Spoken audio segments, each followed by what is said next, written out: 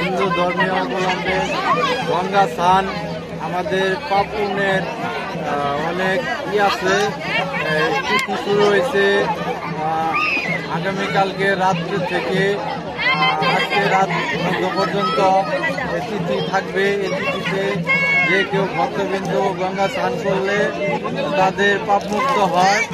এটাই আর কি আমাদের ধর্মের নিয়ম অনুযায়ী এই পাপমুক্তর জন্য মানুষ এই গঙ্গা স্নান করে। জামালপুরের ঐতিহ্যবাহী অষ্টমী স্নান বিগত হাজার বছরের সংস্কৃতি।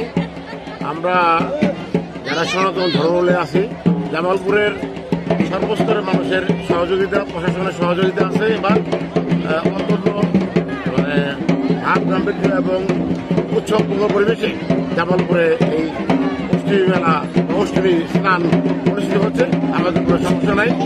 আশা করি আগামীতেও আমাদের সনাতন ধর্মের মানুষের কোনো সমস্যা হবে না। সকলকে ধন্যবাদ। আমি সার্কিট থেকে আসছি। আমি গণেশচন্দ্র মোদক ব্রহ্মপুত্র নদী অষ্টমী স্নানে আসছি। এখানে অষ্টমী স্নান করলাম শান্তিপূর্ণভাবে। আমরা পাপ মোচনের জন্য এই অষ্টমী স্নানে আসি এবং এখান থেকে শহরের প্রান্তবিন্দুতে একটি মন্দির আছে, দয়াময়ী মন্দির। সেই মন্দিরে আমরা এখন এখান থেকে মন্দিরে যাব এবং সেখানে গিয়ে মায়ের দর্শন করব এবং সেখানে গিয়ে আমি আরাধনা করব এই আমাদের বাংলাদেশের সকল আপাময় জনগণ যেন শান্তিপূর্ণভাবে বসবাস করতে পারি, আমরা যেন সুস্থ থাকি, সকলের জন্য শান্তি কামনা হয়, এই প্রত্যাশা করব। ধন্যবাদ।